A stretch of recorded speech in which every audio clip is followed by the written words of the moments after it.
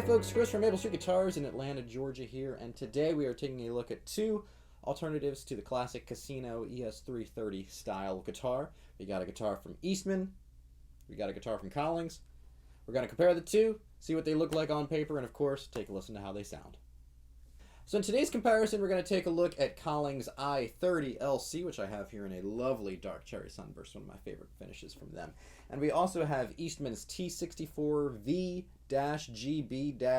I believe is the exact nomenclature for it. And on paper, these two guitars are really very similar, but there are some key differences. So let's first take a look at how they are alike.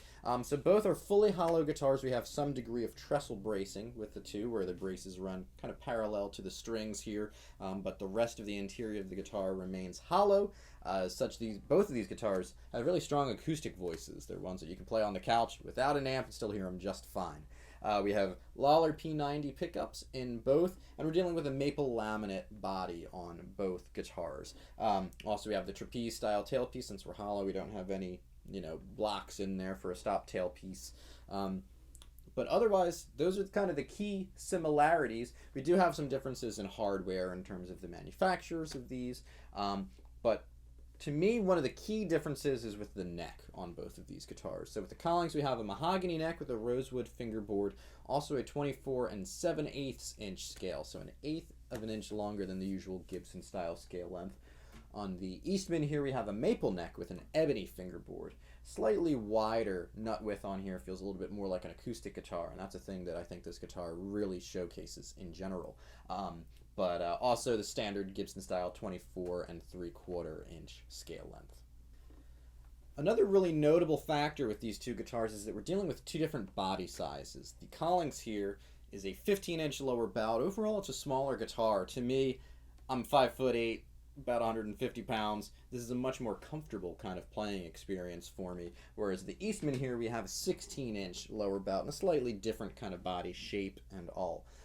But what's really notable to me, and will hopefully come through in the sound clips that you hear, is how much the body actually plays a role in the sound of things. To me, the Eastman here has kind of that bigger, much more of the acoustic kind of presence to it, a little bit fuller. The pickups seem a little bit hotter in this one too, whereas the Collings here, clearer, much more clarity, a little bit more focused overall. So let's start taking a listen to how these two guitars sound. For today's demo, we're plugged right into a car Sportsman.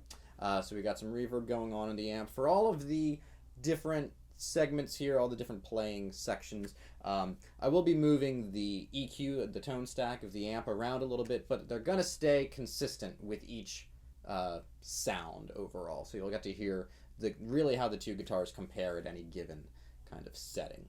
So let's start out with just some basic clean sounds.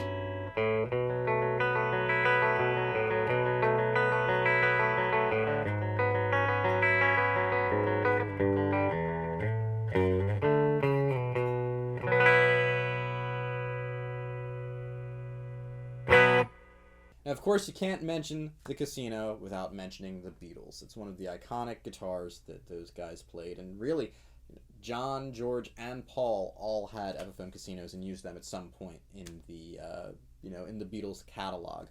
So, gonna dig into some of that Beatles energy with the next couple playing clips. We are going to dirty up the amp a little bit more. The first clip with a kind of slightly gritty sound, and then really kind of pushing things a little bit harder. Again, all coming naturally from the Sportsman, no overdrive or anything. So we'll get to hear how these two guitars sound with a slightly more driven kind of context.